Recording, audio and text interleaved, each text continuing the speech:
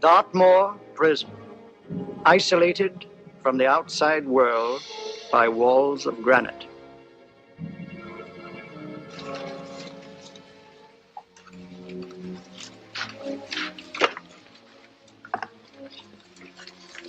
They say you could get out of here by merely telling what you know. You may or may not be another Scotland Yard bloke, but I'll give you the same answer I gave the others. I still have 2 years, 8 months, and 6 days left in which to make musical boxes. That'll be sold at auction for the benefit of this delightful sanctuary. And I intend to serve them.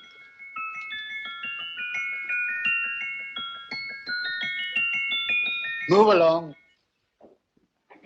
And now we come to the next object on our list, or I should say objects, because there are 3 of them. Now, ladies and gentlemen, these can be bought together or separately. Now, these beautiful little musical boxes only arrived this morning, and I didn't intend to put them on the auction block until later, but I'm going to sell them now. So, good friends, as our old pal Mark Antony used to say, lend me your ears. And what do you hear? Right. The beautiful tinkle tinkle of a musical box. What a lovely trinket. What a beautiful gift. Created and made by loving hands. A thing of beauty and utility. I was going to start with £5. It's a bargain, £5. Do I see any hands? If there's a connoisseur in the house, will go £3 for it. £2. £1. 10 shillings. Thank you, sir. Ladies and gentlemen, 10 shillings is offered for a musical box you couldn't buy anywhere in London for less than £5. It'd be stealing to let it go for 10 shillings. Like taking milk from a baby. All right, we sell it for 10 shillings. 10 shillings, 10 shillings is offered, 10 shillings is offered, 10 shillings is offered. And anybody give him £1? Want to give him £1? Oh, won't someone give me a pound? A pound, £1 is offered, £1 is offered, ladies and gentlemen, £1 is offered. It's against you, sir. Will you go to £2? Will you go to £2, sir?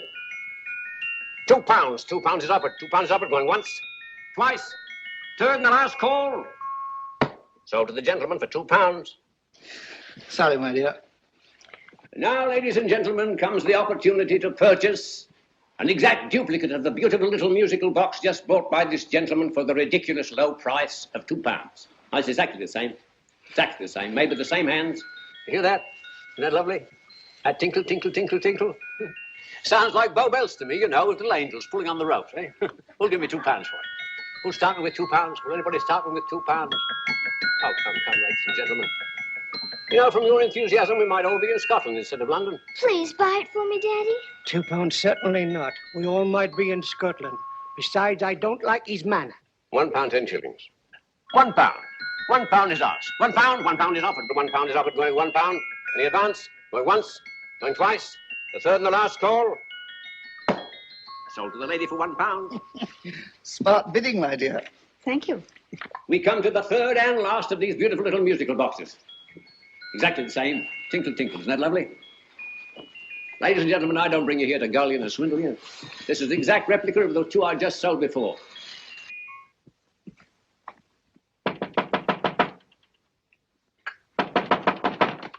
We're closed. But this is extremely important. Come in, sir, come in. I'm sorry to disturb you, but I was unfortunately delayed from arriving in time to bid on certain articles which I was rather anxious to obtain. Oh, perhaps they weren't sold, sir. We are carrying several things over. What might the articles be, sir? 3 identical musical boxes, about so large. Oh, I'm sorry, sir, but they were sold. Pity you weren't here to bid on them. They didn't bring anything like the real value. I'm most anxious to obtain them. I wonder if your records would show who the purchasers were. Oh, we don't usually give out that information, sir. For certain, shall we say, sentimental reasons, I'm most anxious to get in touch with the purchasers. I'd be willing to pay, shall we say, £5. Well, for certain sentimental reasons, sir, we'd be very happy to oblige. Alfred, today's sales. The 3 musical boxes. Musical boxes. Here we are. The first purchase for £2 from Mr. Julian Emery, 52 Portman Square. Write this address down, Alfred. Yes, sir. Second didn't leave any name. Oh, how unfortunate. I think she's a dealer. You see, they don't like us to know where the things are going. On account of the profits. You say the second purchaser was a woman. Can you give me a description of her? Oh, she was a young woman. Fairly tall, slender. She had a light complexion and dark hair, and she was wearing A grey suit, don't you remember? That's right. She probably runs a gift shop. She paid £1. You say she comes here fairly frequently? No, I didn't say so. But she does, sir. Like as not, she'll come in on Thursday. We have sales on Mondays and Thursdays. Ah. And the third box? The third, Mr. William Kilgore, 143B Hampton Way. For 10 shillings. Quite a drop from £2. Mr. Kilgore was a Scotchman. Oh. Well, thank you. You've been most helpful. Oh, thank you, sir. And any time you're passing, drop in. We always have lovely things for sale. Our card, sir? Thank you. I'll be back Thursday.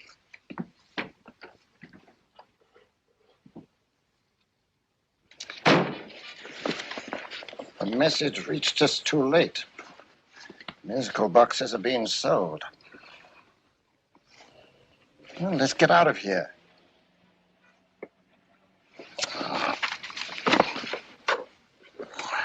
Someday you'll go too far. Reaching for a star, you fool. Yet a fool may touch a star, Colonel Cavanaugh, if he but reach high enough. But not possess it as you would. The musical boxes, they've been sold. What a pity for you, my dear Colonel. Is it my fault that the message reached us only an hour ago? Is it my fault that they were sold? You can't hold me responsible for that. Hope for your sake you're right.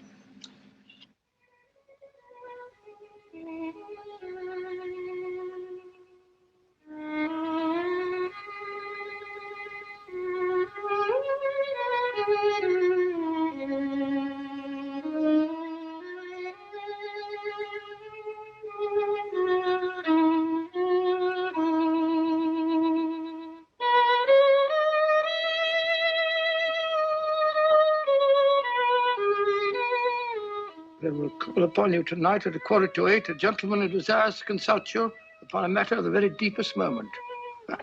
Remember that letter, Holmes? It was written over 2 years ago. An interesting case. Devilishly interesting.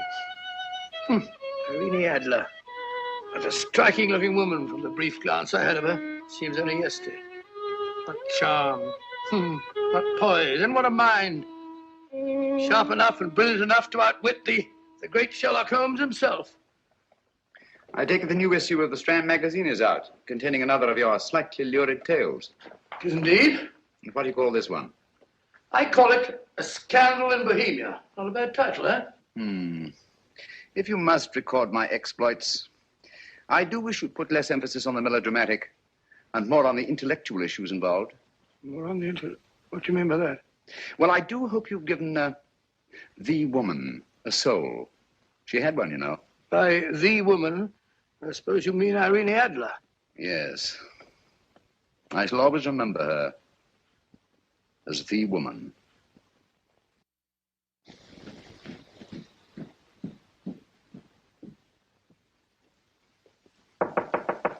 Come in. I think.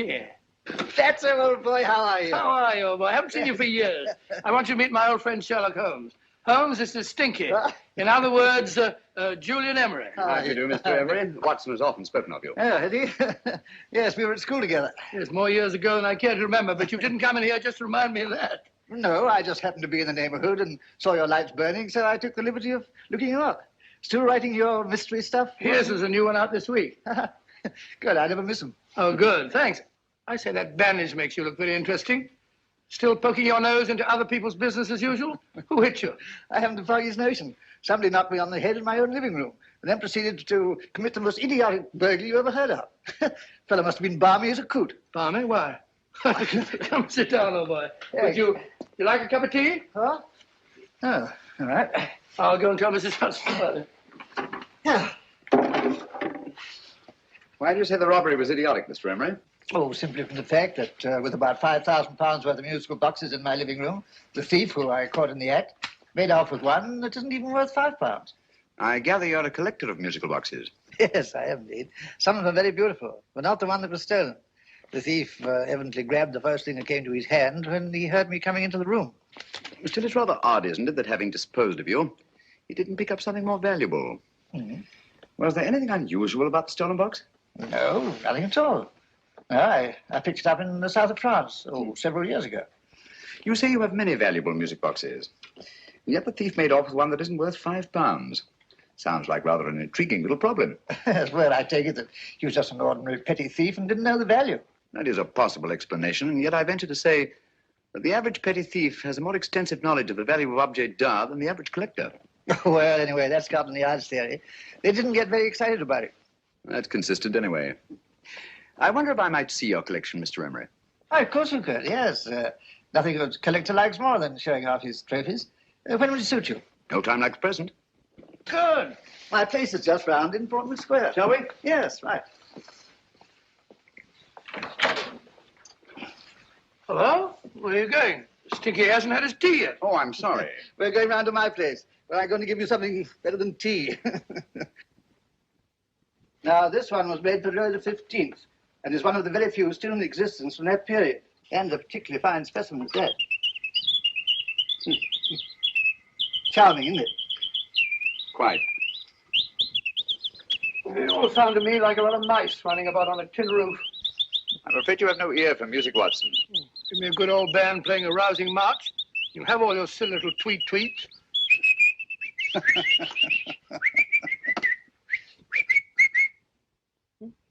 No room. Excuse me.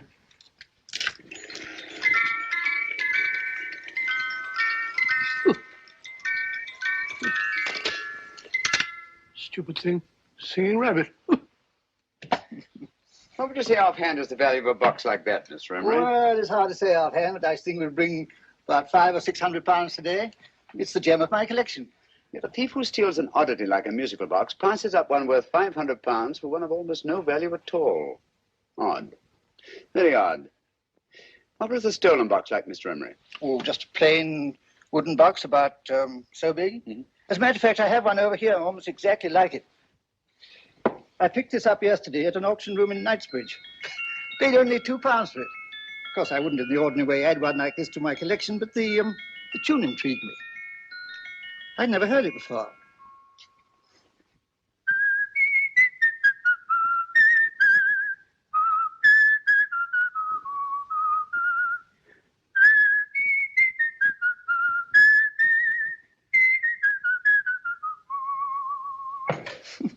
You have a remarkable ear for music, Holmes. Rather an unusual melody. Sit down, Will. Thanks. You say you bought that box at an auction sale yesterday? Yes, the Gaylord auction rooms in Knightsbridge. Mm-hmm. Run by old, what's his name? Crabtree. That's the man. At what time was the robbery committed? Oh, about 3 o'clock this morning. You know, Mr. Emery, that box and the robbery might well be cause and effect, especially since you say that the stolen box outwardly resembles this one a great deal.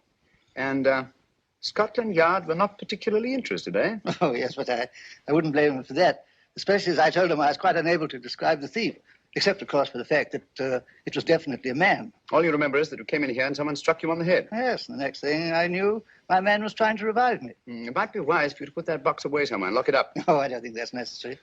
Besides, everything's insured.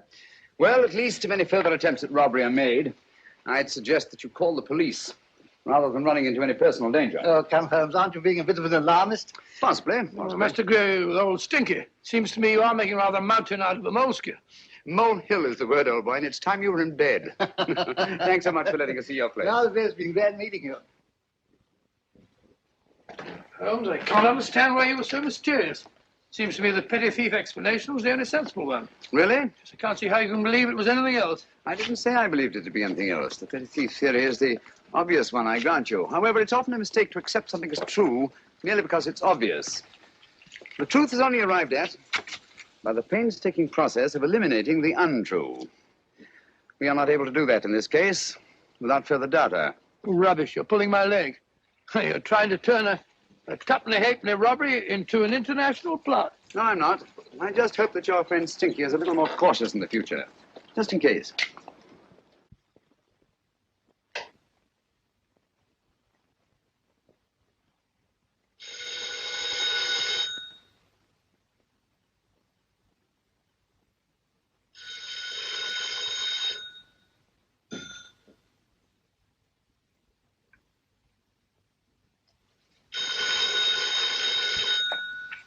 Hello? Yeah? Julian Emery here. Who? Why, of course I remember you, Mrs. Courtney. Yes, you're the one bright spot at that appallingly dull affair of Lady Sanford's. Huh? Of course it isn't too late to come round. Yes, I shall be delighted to give you a drink. I tell you what, come straight up and I'll leave the door unlit. Right, well, 15 minutes? Good. I shall be counting each moment. No, I mean that, really. Right, goodbye.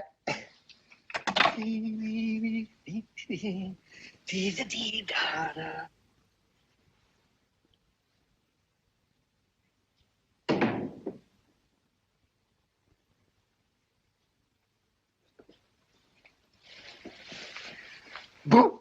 Oh, you startled me. Did I? Yes. Must be the pixie in me. I know I shouldn't have called you so late. But I was at a party just around the corner, and I remembered your invitation to see your collection of musical boxes. My dear Mrs. Courtney, pleasure is all the greater for being so unexpected. My friends call me Hilda. Thanks. Mine call me Stinky. Stinky, how quaint. Oh, what a perfectly wonderful collection of musical boxes. You know, when you told me you had a collection, I had no idea it was so attractive. Yes. They appeal to the ear as well as to the eye. Oh, what a plain little one. Why, it looks just like a country cousin amid all this grandeur. No. You mustn't underestimate the country cousin.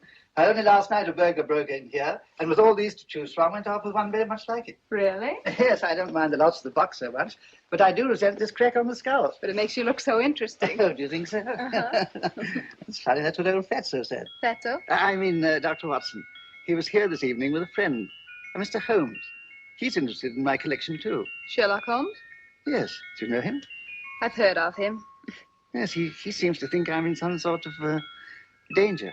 What a haunting tune. It takes me right back to my childhood. Really? You know, it's odd that you should be interested in that particular musical box. Odd? Why? Because Mr. Holmes is also interested in it. He may have been more interested in the tune than in the box. My dear, yes, that's right.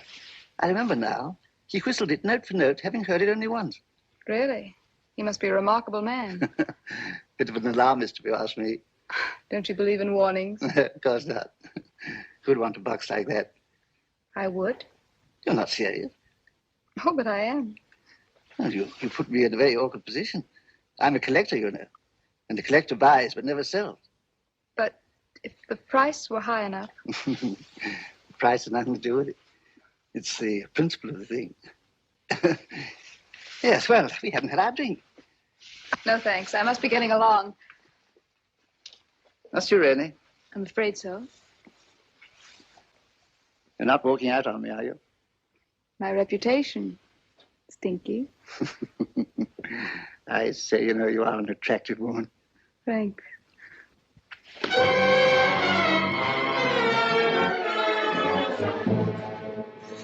You fool. I told you to wait outside. What did you have to kill him for? All I had to do was walk out with this. He held you in his arms. Don't touch him. Don't touch anything. Now get out. I'm sorry. You're sorry. What about me? This is murder. What about Scotland Yard? What about Sherlock Holmes? Now get out!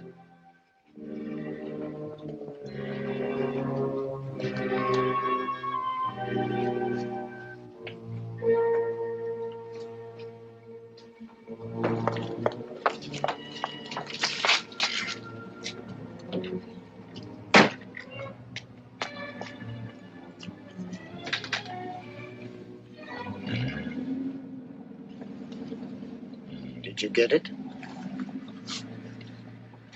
Good.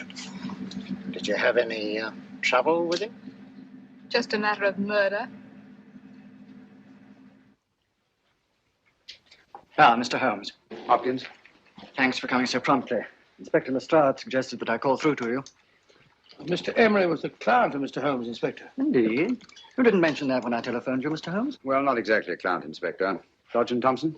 He was killed between the hours of 11 and 2 o'clock this morning, Mr. Holmes. Must have been someone he knew, someone of whom he had no suspicion. Poor old Stinky. It's all my fault. I should have prevented this. Well, it's no time to start talking about that now, Doctor. Apparently it's gone. That's the second attempt on the musical box that Emery bought at the auction sale. And this time it was successful. But that box was only worth £2. It was worth a man's life, Watson. I think we'd better pay a visit to Gaylord's auction room and that fellow Crabtree. Inspector, may I suggest that you make a complete search of this flat for a small, plain, musical box about that size? Thank you. Come on, Watson. You say the first box went to Mr. Julian Emery, the second to Mr. Kilgore, 143B Hampton Way, and the third to the unidentified young lady who presumably has a shop and lives near Golders Green. That's right, Mr. Holmes. Isn't it rather strange, Mr. Crabtree, that you should have had 3 identical musical boxes all playing the same tune? Where'd they come from? Dartmoor Prison. Dartmoor? Here, we get a regular shipment from there every month. The inmates manufacture them. Well, they make all kinds of things, you know, pipe racks, waste paper baskets, musical boxes. Did you happen to notice if anyone showed any particular interest during the auction in the purchasers of these 3 boxes? Oh, come now, Mr. Crabtree. This is very literally a matter of life and death. Well, since you put it that way, Mr. Holmes, there was a gentleman came in here about an hour after closing time, and he was in an awful state, he was.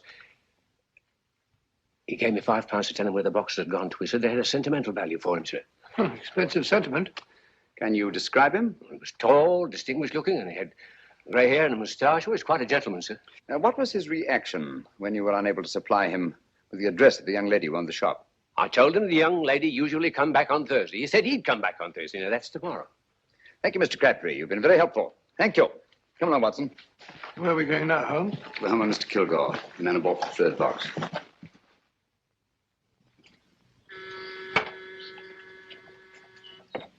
But hang it all, Holmes, how do you know those other 2 musical boxes are of any importance? I don't, but I certainly have no intention of waiting until the owners are murdered to find out. No one at home. I hope that's the explanation. I'll have a look through this window.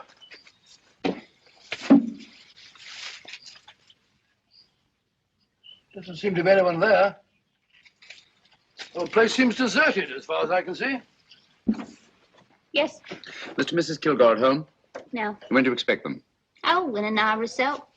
There's no use you're hanging about. They don't buy nothing from peddlers. Peddlers?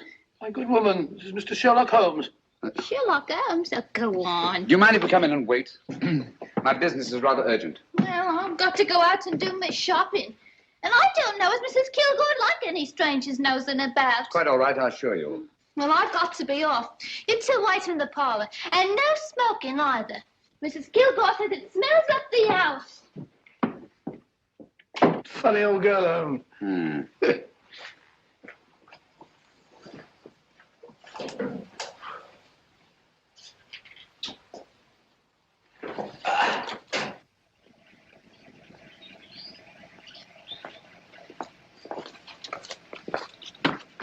Park Lane. Park Lane? And what would the likes of you be doing in Park Lane? Now, don't worry about the fare, Ducky. If you knows how to get to Park Lane, up it.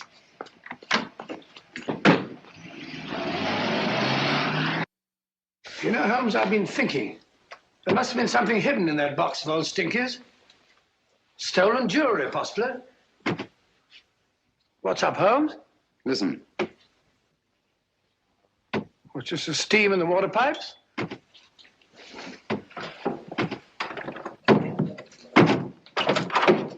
Watson! Great Scott! Come on, Holmes. Get on the chair here. All right, my dear. There. Now, don't worry. It's all over. There you are, dear. Don't cry anymore. She tied me up and shut me in the cupboard. I know. She won't come back. Did you show her your new musical box?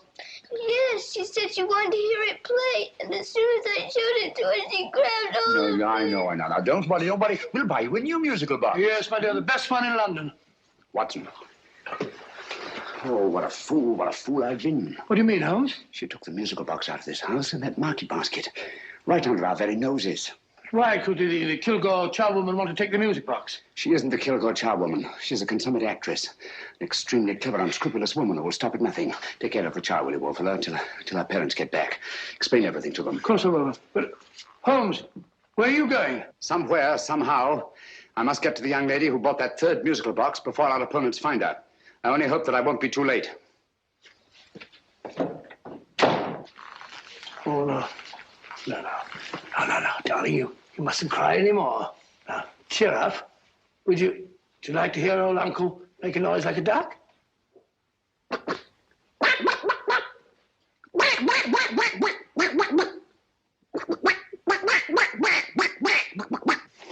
Oh, sorry?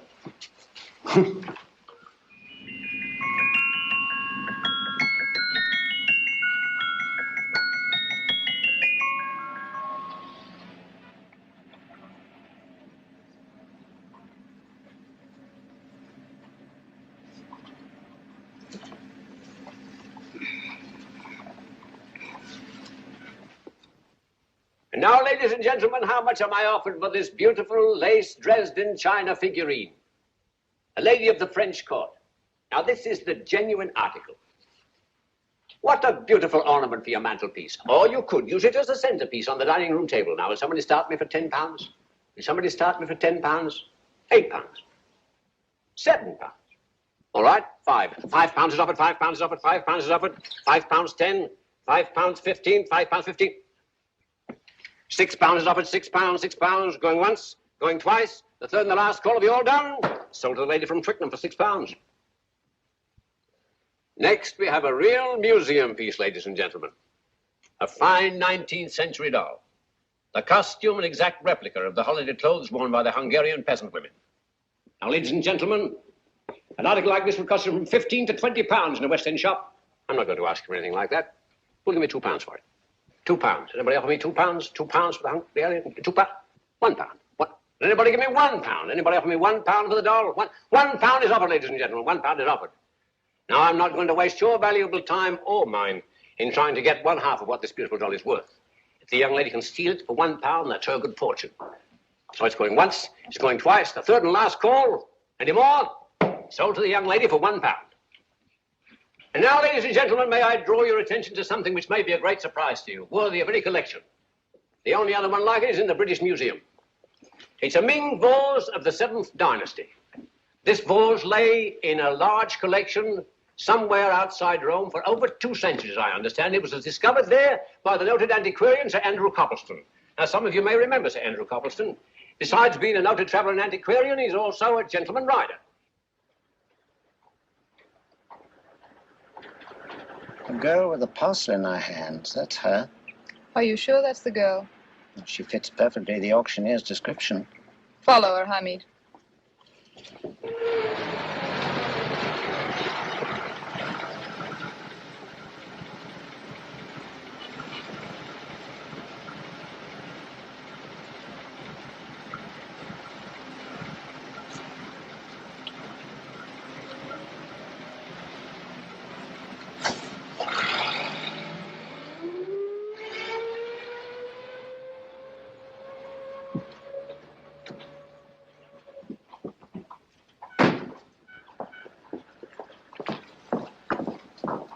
It's lovely, dear. And only £1. We can get at least 3 for it. Easily. I'll go make some tea. I could do with a cup. Right. Good afternoon. Good afternoon. I'm looking for a birthday gift for a 7-year-old girl. What would you suggest? We have some lovely dolls. Now, this Hungarian I peasant... think she has enough dolls already. Books are always welcome. Well, I'm looking for something a little different. Oh, that's rather cute. What is it? Oh, that's a musical box. Children always love them. And this is an exceptionally nice one. It plays many tunes.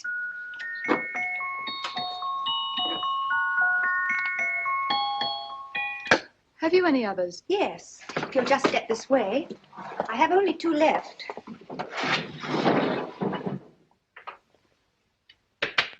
Oh, nice.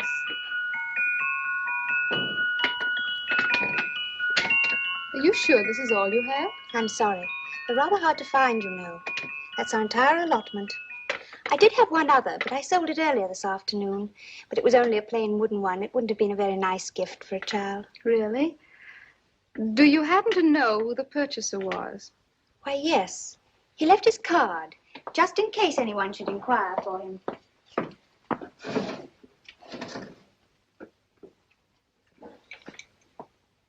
How interesting. I'm sorry, but I'm afraid I'll have to look a bit further. Thank you anyway. Good afternoon. Thank you.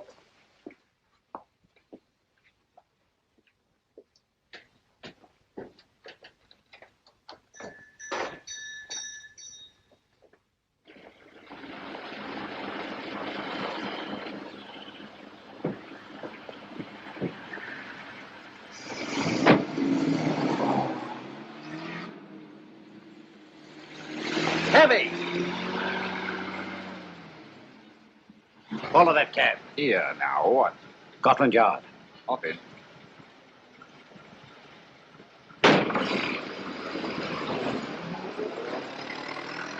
Sherlock Holmes. I might have known. We thought we were the hunters, instead of which we're the hunted. We've been fools. We played right into his hands. Of course. He's had us followed. Don't look. The man in front of the toy shop. Hamid, turn sharp right at the next corner and again at the next.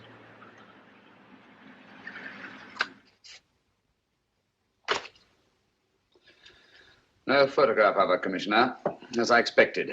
She's not a known criminal. But how do you expect to know if you do find her? After all, she was disguised as a charwoman. Don't worry, old fellow. If I ever see her again, I'll recognize her. Well, it won't be long till we know who they are and from where they operate. Who's covering them? Sergeant Thompson's following them, sir. They won't get away from him. He's a good man. We could have arrested them at Clifford's toy shop if we had any proof. But we know that they killed Emery. Proof, my dear fellow. We must have proof. We have x-rayed it, sir. There's nothing whatever concealed in the box. We'll have a look at the plates.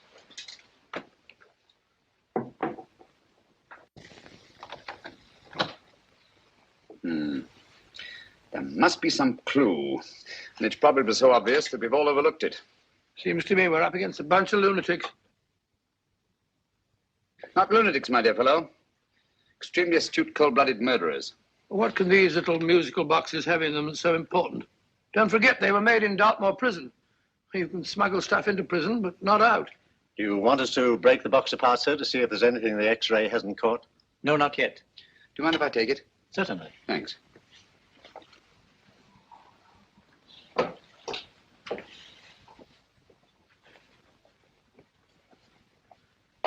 The governor of Dartmoor Prison informed us, sir, in answer to Mr. Holmes' question, that all 3 musical boxes were made by the same convict, John Davidson, serving a 7-year term, sir. Davidson? The Bank of England plates. That'll be all. Yes, sir.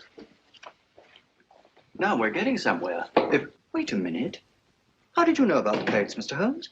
I'm a student of crime, Inspector. I make it my business to know about such things. And when the name of Davidson was mentioned... Well, who is this fellow Davidson? As long as Mr. Holmes seems to know all about it already, I suppose there's no harm in telling you. 2 years ago in London, there occurred a robbery of such tremendous importance, although the stolen articles themselves have no intrinsic value whatsoever, that the Home Secretary was instrumental in seeing that not a word of it appeared in any newspaper. But you never told me anything about this, Holmes. You were away at the time. Articles of no intrinsic value and yet of such importance? I don't understand.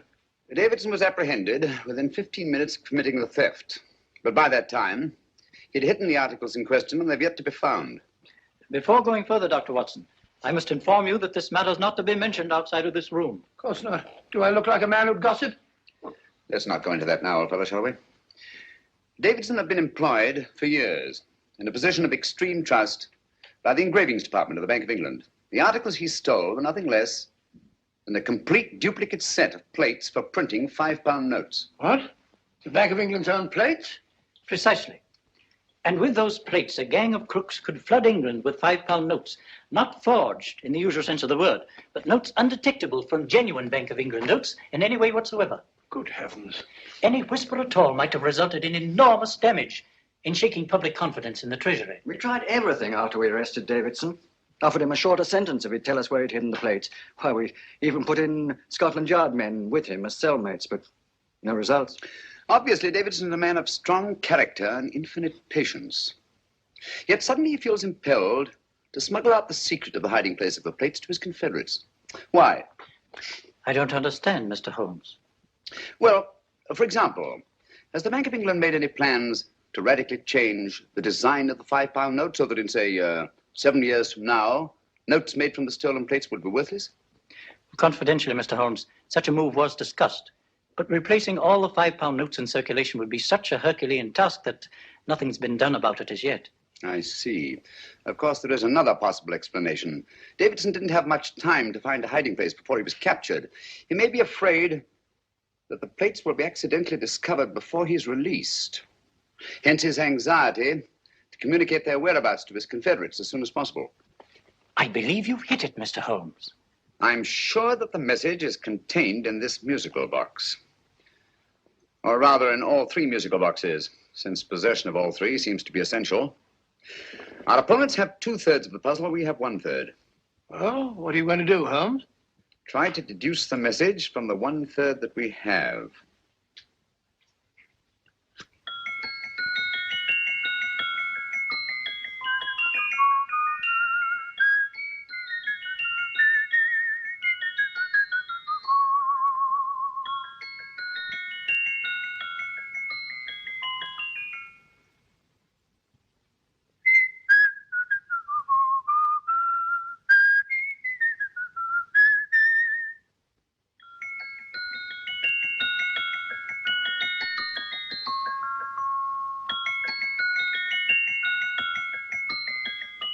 It's the same tune as the one played by Emery's musical box. And yet it's different. Sounds the same to me. The tune. Somehow the tune is the key to the mystery. It must be the tune. Otherwise, why use 3 musical boxes to convey the message? Why not collar boxes or shoe boxes? Yes? Oh. It's for you, Inspector. Oh, thank you, sir. Inspector Hopkins speaking. What? Where? Golders Green Station reports they've just found Sergeant Thompson's body. From the tire marks on his clothes, he was apparently run over by a taxi. What an unfortunate accident. Not an accident, my dear fellow. I'm afraid it's murder. Oh, you never know just who you're going to meet when you're walking down a busy London street. Mrs. Hawkins, Mrs. Brown, any subject of the crowd. Oh, you never know just who you're going to meet. So you better hold your topper in your hand, just in case you meet a lady on the Strand. Girls will think you're kind of sweet, and your day will be complete. Oh, you never know just who you're going to meet. Now, a gentleman is judged by his appearance. Yes, a gentleman is judged by how he talks. Now, he's much better off when he's acting like a toff, especially if he's taking him a walk. What on earth is this outlandish place? A rendezvous for actors. Actors? Buskers, old boy. You've seen them 1,000 times. Actors who entertain the queues, waiting outside theaters. You never know just who you're going to meet when you're you're walking down a busy London street. So you better wear your best, go advised to look your best, 'cause you never know just who you're gonna meet. So you better keep your manners right in view, just in case a lady gives a how to do. Keep your trousers in a pleat, shine your shoes and keep them neat, 'cause you never know just who you're gonna meet. Blimey. Mr. Holmes. How are you, Joe? Never met him. And yourself? Fine, thank you. I want you to meet a friend of mine, Dr. Watson, Joe's sister. Oh, well, any friend of Mr. Holmes is a friend of mine. Hi, Joe. He did me a good turn once that I'll never forget. Yes, I cleared Joe of a most unpleasant charge. Murder, no less. Oh, really? By proving to the satisfaction of the police that he was busy at the time blowing open someone's safe. That's right, Governor. Good gracious me. Joe, now you can help me. Come on, buzz off, buzz off. Come on, up it, up it. Can't a gentleman have some peace and quiet around here? And you too. There you are, Mr. Holmes. Now we can have some peace and quiet around here. Thank you, Joe. There's £5 in this for you. Well, I wouldn't want to take it on myself, sir, but I can get somebody to do it for you for half of that. You don't know what the job is yet. For £5? Murder, ain't it? What? No, Joe, not murder, just music. I want you to identify a song for me. Oh, there ain't a song that's been written that I don't know. That's why I came to you. Now, of course, the violin is more my instrument, but, oh, well, here we go. Now, listen to this, Joe.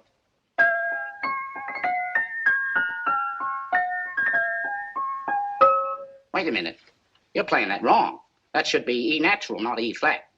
You know the song? Oh, yes. It's an old Australian song called The Swag Man. But you're playing it all wrong. That's what I hoped you'd say. Now, listen again, Joe.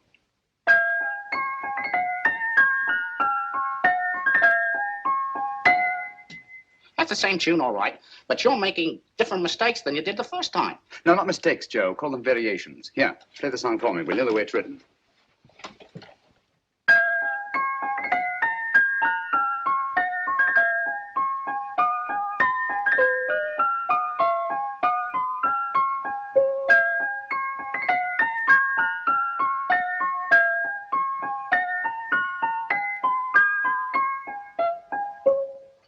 Yeah.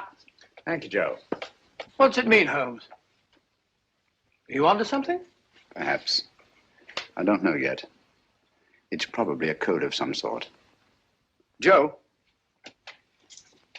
could you write the song down for me, the way it was originally written? Oh, sure, Mr. Holmes. But it'll take a few minutes. Mm-hmm. Here, Mabel. Pale ale. Come on, up to it. Along with it.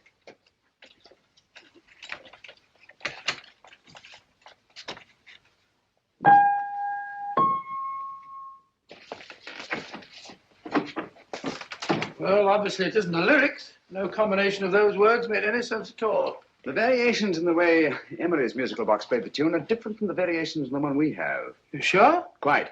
You see, I took the trouble to memorize the tune as played by Emery's box that night we were with him in his flat. Holmes, you amaze me. Elementary, my dear fellow. One of the first principles in solving crime is never to disregard anything, no matter how trivial. But why the 3 boxes? Why not 1? Because the message was obviously too long to be conveyed by any one variation. Then there's the 3rd box, the one that woman took from the Kilgores. That contains yet another set of variations. Yes, well, it's all beyond me. Well, all we have to do now is to find the secret of the variations. Not a very easy problem to solve, my dear fellow. Hello. What's up? We've had company.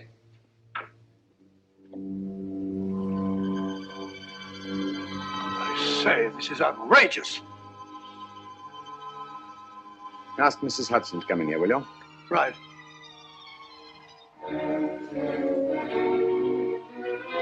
Mrs. Hudson? Yes? Oh, there you are. Will you come up here at once, please? Coming, sir.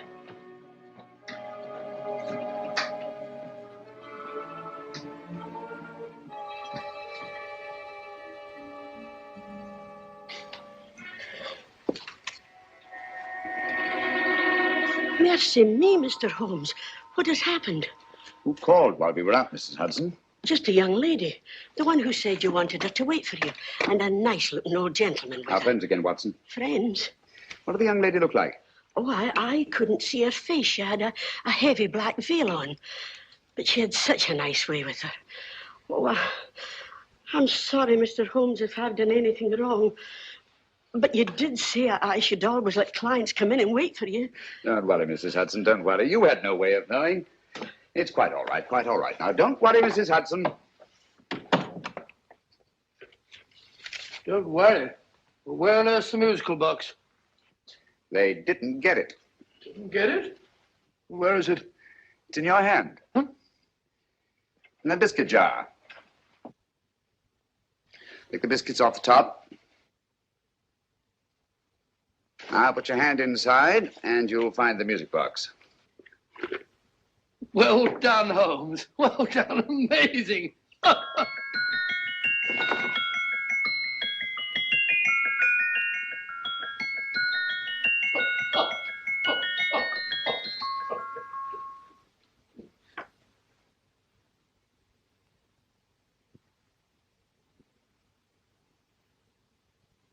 Phew. Nice fresh smell. Like a pub after closing time.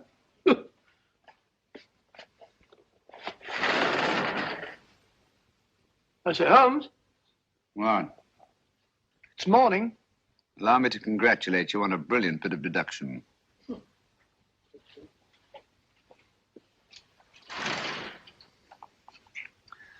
It's not a transposition, not a polygraph transposition, not a trigraph, nor any known form of decoding. How about the Morse code? Have you tried that? Yes, at about 3 o'clock this morning. I'm sorry, old man. I was only trying to help.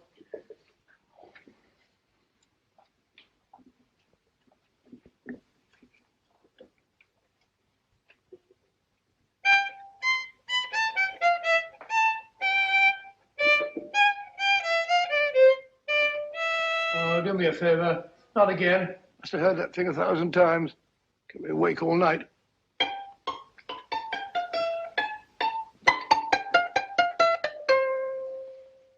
Not a very distinguished composition, I grant you. You know perfectly well I don't know one tune from the other. When I was a kid, my people tried to have me taught the piano. I've always felt sorry for that old teacher of mine. The poor old girl finally reached the point of numbering the keys for me. 1, 2, 3, 4. Even then, I never progressed beyond... Numbering the keys, Watson. The 19th key of the keyboard is the 19th letter of the alphabet. S. Here. Write it down when I give it to you, old fellow, will you? The first altered note. Write S first. Now, the 8th key is H. The 5th key, E. The 12th key, L. The 6th key, F. S-H-E-L-F. Shelf. Your piano lessons were not in vain, old fellow. You've solved it. Thank you. Thanks, old man. Hold it. We now have 2/3 of the message. Behind books, third shelf, secretary, Dr. S. Presumably, these are the first and second portions of the message. And this gang has the first and third parts of it. Precisely. Then it's a stalemate? Yes, Commissioner, but we can't leave it like that. There's no doubt in my mind that they'll try to secure our third of the message that's missing. Well, I assume you've taken every precaution to guard the Clifford music. Oh, yes, it's carefully hidden at Baker Street with Dr. Watson on guard. However, I'm reasonably certain that, difficult as it may be, we can find the plates even without the missing part of the message. Behind books, third shelf, secretary, Dr. S. Well, outside of the fact that Davidson hid the Bank of England plate somewhere in London, Mr. Holmes, I don't see that we've progressed at all. Allow me to point out to you, sir, the key words, Dr. S. It looks as if the plates were hidden in the house of the doctor. Whether S stands for his first or last initial remains to be determined by a process of elimination. Well, there must be 10,000 doctors in London with S for a first or last initial. Precisely. And every one of them will have to be questioned in person. That's why I say this is a task for Scotland Yard. It's a task, all right. But Scotland Yard has searched worse haystacks and found the needle. Well, for the time being, I'll leave the matter in your hands, gentlemen. We'll call you if and when we get a lead on our mysterious Dr. S. In the meantime, I intend to follow up a little clue concerning a cigarette.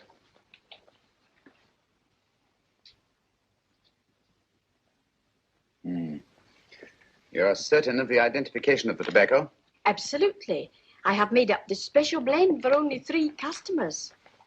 It is almost pure Egyptian, with admixture of latakia for added body, and a pinch of perique. Merely a whisper, as one might say, for elusive fragrance. Yes, yes. And the 3 customers? Major Wilson in Bombay, India. Mrs. Catherine Leamington Smith in Ireland. Yes, and the 3rd?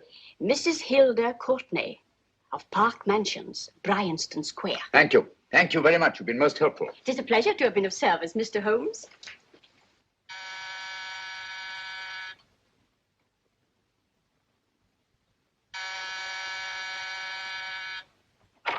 Yes? Mrs. Courtney? Yes. My name is Sherlock Holmes. Oh, do come in. Thank you. I've heard of you, of course, Mr. Holmes. I believe we have a mutual friend in Sir Edward Brookdale. He's spoken to me of you quite often. Indeed. And to what good fortune am I indebted for this visit? I think you know Mrs. Courtney. Well, I did get a summons for speeding last week. But outside of that, I don't think I'm of any interest to the police. Oh, come now, Mrs. Courtney. You seem to forget that you and I have met before. I'm sorry. I'm sure I would have remembered meeting the great Sherlock Holmes. Please sit down. Thank you. You say we met before. Yes. At the home of Mr. and Mrs. Kilgore, 143B Hampton Road. Kilgore? I don't think I know anyone of that name. Well, I didn't say you knew them. As a matter of fact, you called on them when they were out. I don't understand, Mr. Holmes. Really? And you were dressed rather differently. Indeed. Cigarette? Thank you.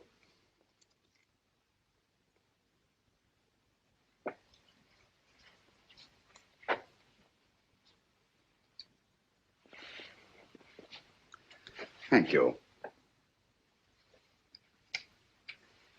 You know, Mrs. Courtney, people generally forget, in assuming a disguise, that the shape of the ear is an almost infallible means of recognition and identification to the trained eye. Evidently, you've mistaken me for someone else. Oh, no, not at all. Though naturally, I expected your denial.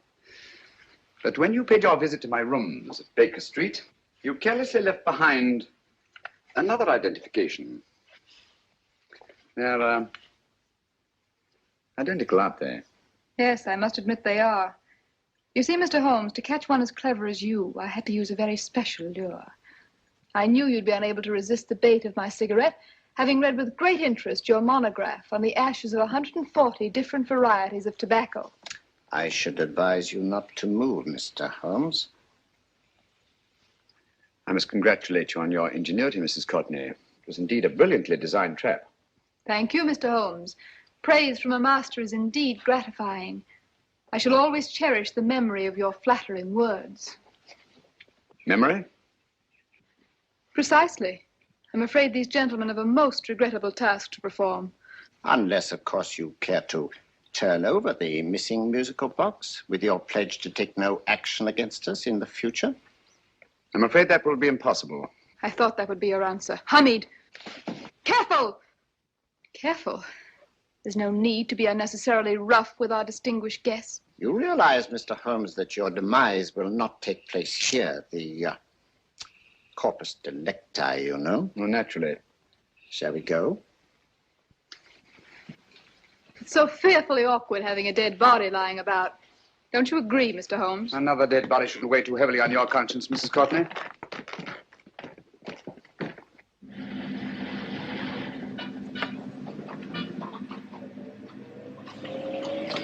You mind if I have a cigarette?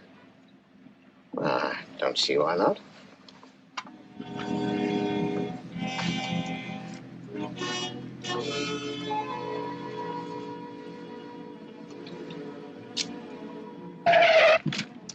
Be careful, Hamid. It's the brakes, they bind. Thank you, Colonel Kavanagh. It's very considerate of you.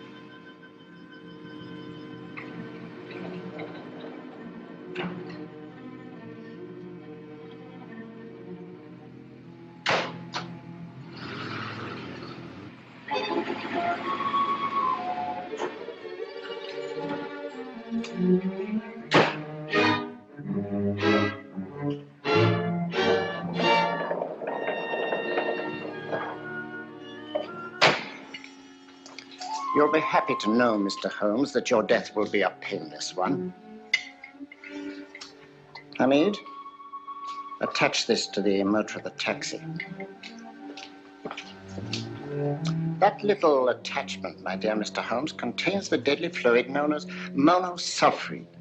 The Germans use it with gratifying results in removing their undesirables. Start the motor.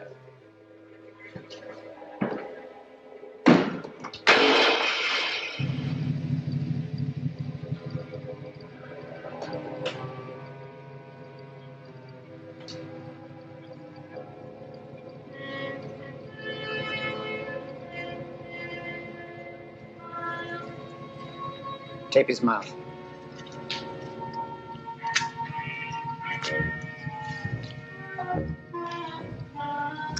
Now, up with him, Hamid.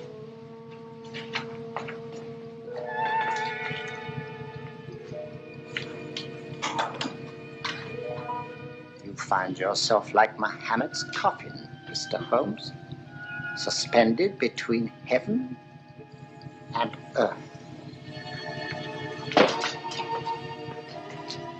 Plenty of fuel in the tank? Good. It would be too bad to have anything go wrong through so simple an oversight.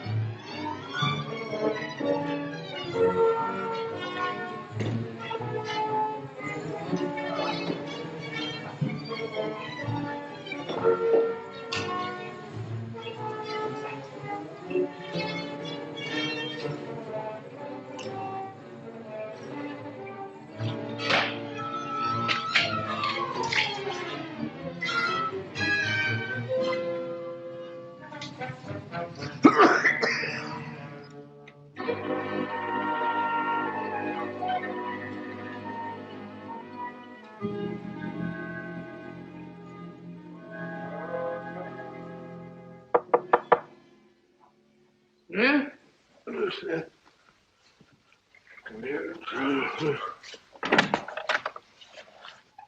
Good afternoon. Mr. Sherlock Holmes? No, I'm Dr. Watson. Oh, of course, Dr. Watson.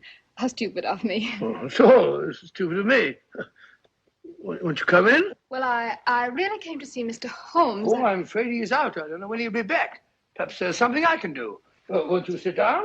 Thank you.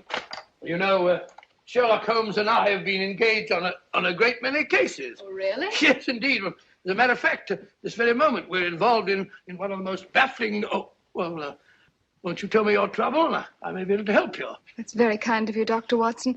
Perhaps if I wouldn't be imposing too much. Imposing? Oh, there's no imposition. No imposition at all. A pleasure, I assure you. Now, tell me all about it, Miss Williams. Mrs. Williams. I live in Surrey, Dr. Watson, and I've come up to London in sheer desperation. My only sister has disappeared, and the local police seem utterly unable to find her. Well, Holmes and I solved a case exactly like that once. Very interesting, as far as I remember. I call it the adventure of the solitary cyclist. Oh, sorry. Now I come to think of it, it wasn't so very similar. Entirely different. I don't think what I was saying. Where were we? She's only 17, Dr. Watson, and until she disappeared last Thursday, she seemed to be in the best of spirits. Possibly a romantic entanglement? Oh, no, nothing of the sort. She left no note, didn't even pack a bag, no explanation. She just started to walk to the village from our house in broad daylight and simply vanished from the face of the earth. Oh, there. Might I have a glass of water? Glass of water. Have one minute.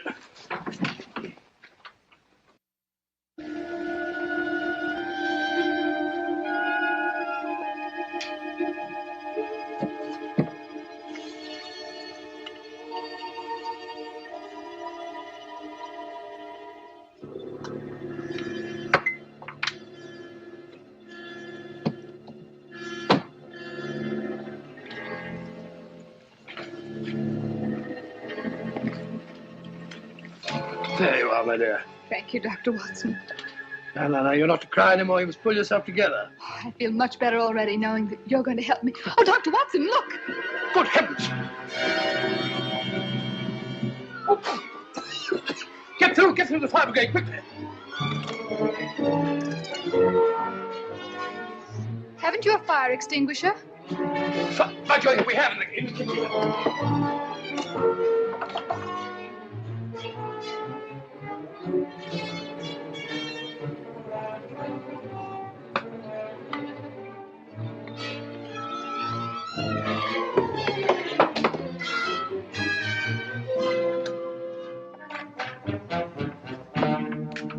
Don't you worry, Miss Williams. We'll have this thing out in no time.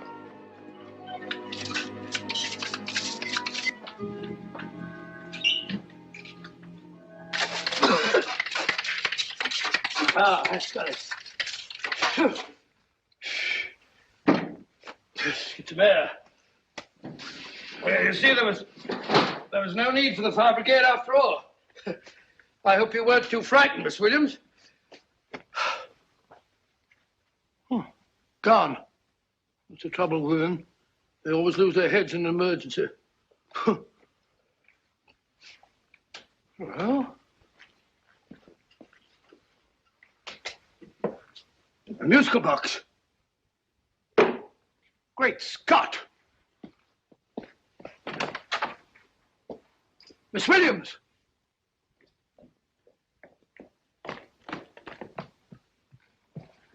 Well? Good. And Holmes?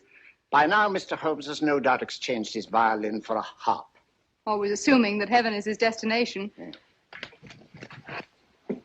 And now that we have the missing musical box.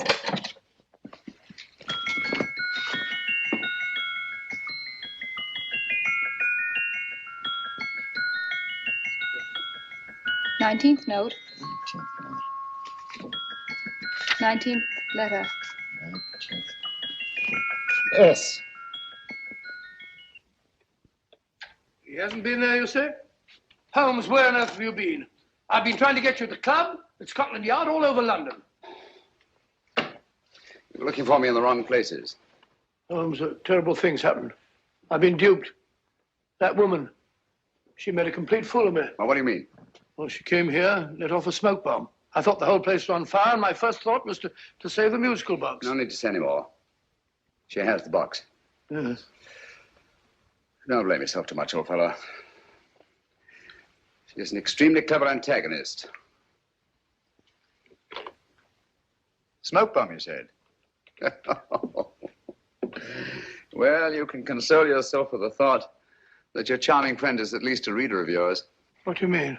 If I remember correctly, you wrote about my little experiment with smoke and the cry of fire in a story you entitled A Scandal in Bohemia, which has just appeared in the Strand magazine. All right, old boy. Don't rub it in. Well, it may cheer you up to know that you made a fool of me, too. That cigarette stub was planted here for one express purpose. You're going to bandaging around this place. Bandaging? What's the matter, Holmes? You hurt? Explanations will have to wait until later. At the moment, we're faced with a problem which I fear is insurmountable. Come over here, old boy, will you? Right. Our opponents are in possession of all three parts of the code. And here are we, while the Bank of England plates pass into their possession. Cheer up, old fellow, cheer up. As Dr. Samuel Johnson once said, there's no problem the mind of man can set that the mind of man cannot solve. What's that, old fellow? I was just quoting Dr. Samuel Johnson. He said there is Thank you, Watson. Thank you. Leaving the front reception room, we come into the main hall, where Dr. Johnson was in the habit of passing through to have his meager meals in the dining room opposite, in company with his friend and biographer, James Boswell.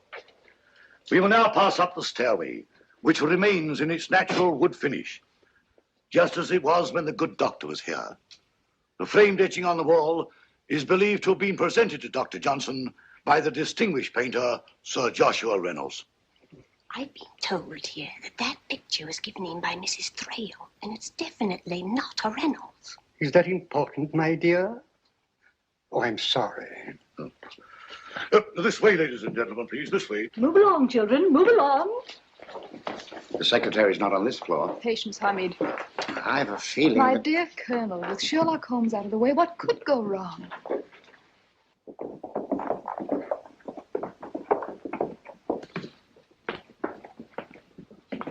And here we have the Garrett Library, in which Dr. Johnson wrote his famous dictionary, and in which you will see also many of the great man's books and other items of interest.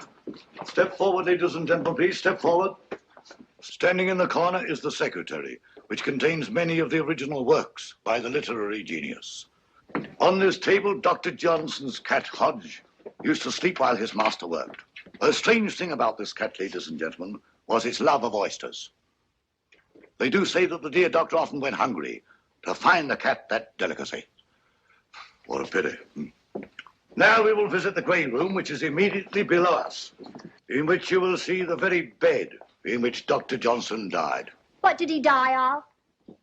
Gout. Just gout. This way, ladies and gentlemen. Mind the steps, please.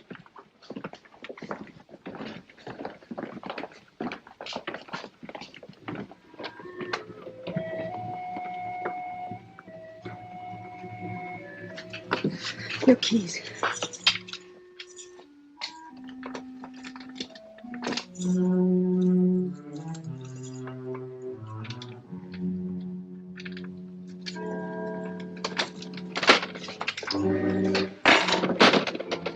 Third shelf up.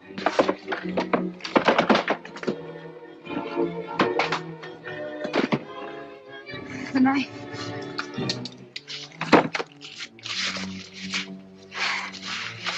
Gentlemen, the Bank of England plates. Well, Mrs. Courtney, so we meet again.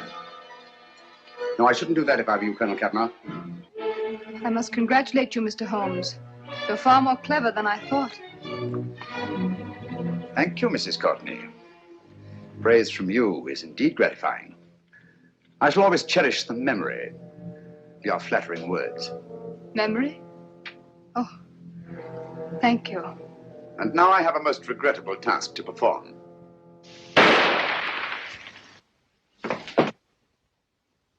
Holmes! Coming, Holmes!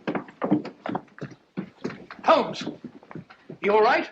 Perfectly, thank you, old fellow, but I think this gentleman on the floor requires some medical attention. We must see that he looks his best, you know, when he's hanged. Take them in charge.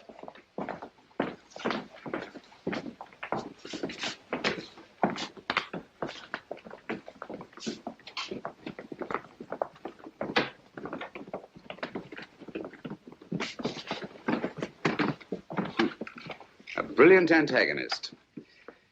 It's a pity her talents were so misdirected. Will you see that these plates are returned to the Bank of England, Inspector? I still don't understand how you solved it, Mr. Holmes. It's entirely due to Dr. Watson. He gave me the clue when he mentioned Dr. Samuel Johnson. Well, congratulations, Doctor. Oh, thank you, Inspector. I don't think I'd have done it entirely without Mr. Holmes's help, you know.